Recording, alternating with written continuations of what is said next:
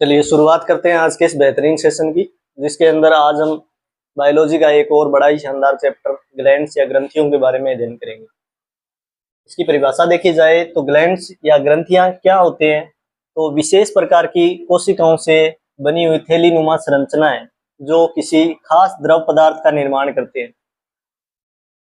विशेष जो कोशिकाओं से बनी हुई थैलीनुमा संरचना होती है शरीर के अंदर, उन थैलीनुमा संरचना में एक विशेष प्रकार के द्रव पदार्थ का निर्माण होता है और वो द्रव पदार्थ है उस थैली या उस संरचना से बाहर निकलकर शरीर के अन्य भागों में पहुंचता है। ठीक है, तो ऐसे जो पार्ट है, ऐसी जो थैलीनुमा संरचनाएं शरीर के अंदर विद्यमान है, उन संरचनाओं को ग्लैंड्स या ग्रंथियां कहते हैं। मुख्यतः 3 प्रकार के ग्लैंड्स या ग्रंथियां शरीर के अंदर पाई जाती है। 3 प्रकार में देखें तो पहली जो है वो है बाह्यस्रावित ग्रंथियां या एक्सोक्राइन जिनको बोला जाता है।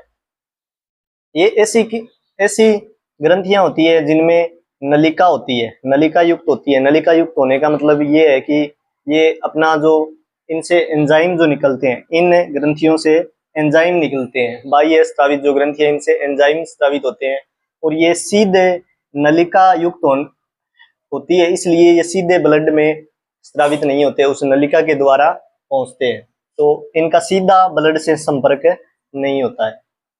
दूसरा टाइप देखा जाए तो दूसरा जो टाइप है वो है अंतःस्रावित एंडोक्राइन जो है, ये नलिका विहीन होती है, डक्टलेस बोला जाता है इनको। इनका ब्लड से सीधा ही संपर्क होता है और अंतःस्रावित जो ग्रंथि है इनसे हार्मोन रिलीज होता है जो स्टेरॉइड के बने होते हैं। स्टेरॉइड से निर्मित हार्मोन होते हैं, वो इन अंतःस्रावी ग्रंथियों से निकलते हैं और सीधे ही ब्लड के अंदर उन ग्रंथियों से छोड़ दिए जाते हैं या मिला दिए जाते हैं। तीसरी जो है मिश्रित ग्रंथि, मिक्स्ड ग्लैंड जिनको बोला जाता है, इनमें एंजाइम और हार्मोन दोनों ही निकलते हैं। आगे इसका देखेंगे, अपने पैनक्रियाज के बारे में पढ़ेंगे, तो पैनक्रियाज एक ऐसी ग्रंथि है, पैनक्रियाज या अग्नाशय एक ऐसी ग्रंथि है जिससे एंजाइम और हार्मोन दोनों ही निकलते हैं। तो एक बार पुनः समझे कि बाह्यस्रावित जो ग्रंथियां होती है इनसे एंजाइम निकलते हैं। बाह्यस्रावित होने का ये मतलब नहीं है कि शरीर के बाहर होती सारी दोनों शरीर के अंदर ही है ये, लेकिन बाह्यस्रावित जो ग्रंथियां है ये इनसे एंजाइम रिलीज होता है। दूसरी मुख्य बात ये है कि इनका सीधा ब्लड से संपर्क नहीं होता और ये नलिका युक्त होती है। ठीक है, नलिका युक्त होती है, ये सीधा ब्लड में नहीं मिलती। अंतःस्रावित ग्रंथियों में ये है कि इनसे हार्मोन रिलीज होता है और इनमें नलिका नहीं होती। नलिका नहीं होने का अर्थ ये है कि इन ग्रंथियों से जो हार्मोन स्रावित होते हैं वो सीधे ही ब्लड में मिल जाते हैं। ठीक है, और तीसरी प्रकार की जो ग्रंथि है वो मिक्स ग्लैंड होगी, इनमें एंजाइम और हार्मोन दोनों ही रिलीज होंगे। इसका स्क्रीनशॉट ले, फिर आगे बढ़ते हैं। चलिए अब बहिर्स्रावी ग्रंथियां या एक्सोक्राइन जो ग्लैंड्स है उनके बारे में पढ़ते हैं। तो एक्सोक्राइन जो ग्लैंड्स हैं वो उनको देखे जाए, ऊपर से देखा जाए शरीर में, तो सबसे ऊपर जो ग्रंथि है वो होती है अपने सेरेमेन ग्लैंड। सेरेमेन ग्लैंड या सेरेमेन ग्रंथि जो है वो कान में होती है।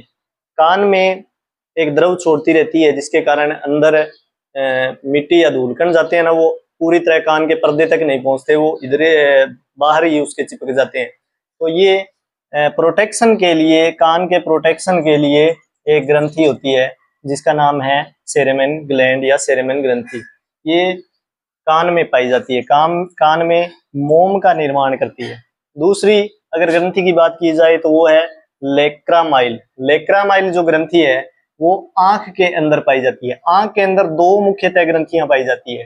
आंख के अंदर 2 ग्रंथियां हैं, एक ऊपर वाली जो ग्रंथि है वो लेक्रामाइल है, ये आंसू का निर्माण करती है।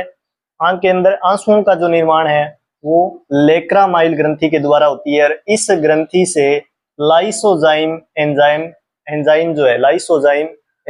स्रावित होता है।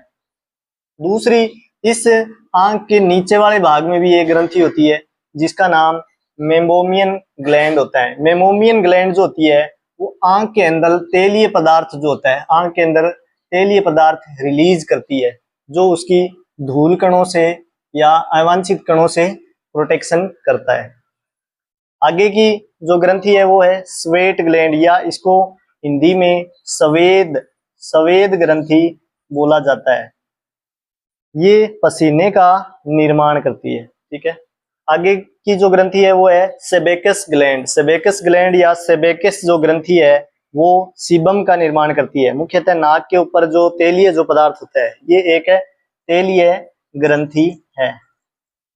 तेलीय ग्रंथि है जो सेबेकस जो है वो तेलीय ग्रंथि है जो सीबम का निर्माण करती है। सीबम एक तेलीय पदार्थ है जो नाक के या मुंह के ऊपर जो तेल जैसा पदार्थ कुछ निकलता है उसे सीबम कहा जाता है। ठीक है, जो सेबेकस ग्लैंड से रिलीज होता है। तो इसका स्क्रीनशॉट ले, फिर आगे बढ़ते हैं। चलिए, अब मानव शरीर की सबसे बड़ी बहिस्रावी ग्रंथि लीवर या यकृत के बारे में पढ़ते हैं। ये मानव शरीर की सबसे बड़ी जो ग्रंथि होती है, चाहे तो अंतःस्रावियों में बोल लो चाहे बहिस्रावी में, अगर दोनों में कंबाइन पूछा जाए कि मानव शरीर की सबसे बड़ी ग्रंथि कौन सी होती है तो वो लीवर या यकृत होता है सबसे बड़ी। ये हेपेटाइटिस और कुफर सेल से बनी होती है। ठीक है, इसलिए इस ग्रंथि का स्वभाव ये है कि अगर इसकी सेल्स जो हैं जो क्षतिग्रस्त हो जाए तो ये स्वतः ही क्या हो जाती हैं, ठीक हो जाती है। स्वतः ठीक होने का इनमें गुण होता है लीवर की जो सेल्स होती हैं उनमें। ये फाइब्रोनोजिन और प्रोथ्रोम्बिन और हेपेरिन और एल्बुमिन का निर्माण करती है। जो लीवर है वो फाइब्रोनोजिन, प्रोथ्रोम्बिन, हेपेरिन और एल्बुमिन जो ब्लड के मुख्य तत्व होते हैं, फाइब्रोनोजिन, प्रोथ्रोम्बिन, हेपेरिन, एल्बुमिन। रक्त जब कट फट जाता है तो अपने आप आपको पता है कि एक सीमा के बाद स्वतः ही जम जाता है वहां पर। वो फाइब्रोनोजिन और प्रोथ्रोम्बिन जो आवश्यक तत्व होते हैं उनके अंदर, उनके कारण होता है।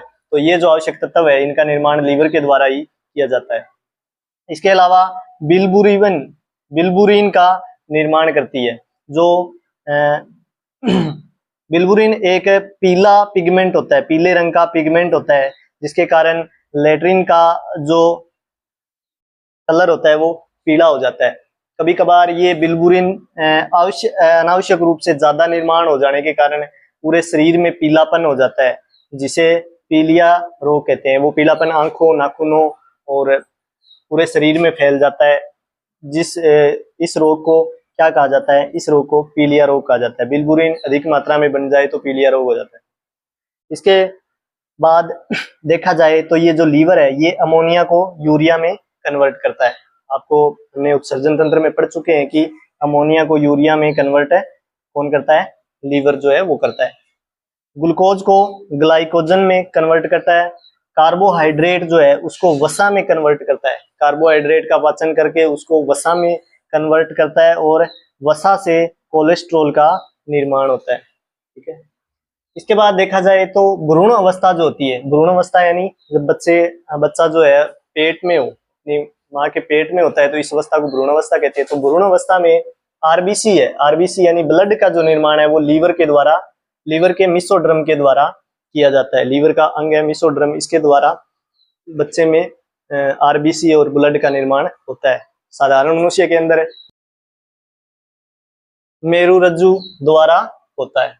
आगे की ग्रंथि की बात की जाए तो वो है म्यूकस ग्लैंड। म्यूकस ग्लैंड आपको पता है कि हमने अग्नाशय में पढ़ा था कि अग्नाशय की जो भित्ति होती है, अंदर की जो दीवार होती है वो म्यूकस से बनी होती है। यानी म्यूकस जो होता है एक सुरक्षा कवच की तरह काम करने वाली ग्रंथि है। ठीक है, तो ये शरीर में कई जगह होती है म्यूकस ग्लैंड जो है। तो ये मुख्य रूप से बहिस्रावी ग्रंथियां थी जिनका हमने अध्ययन किया। इसका स्क्रीनशॉट लें, फिर आगे पढ़ते हैं।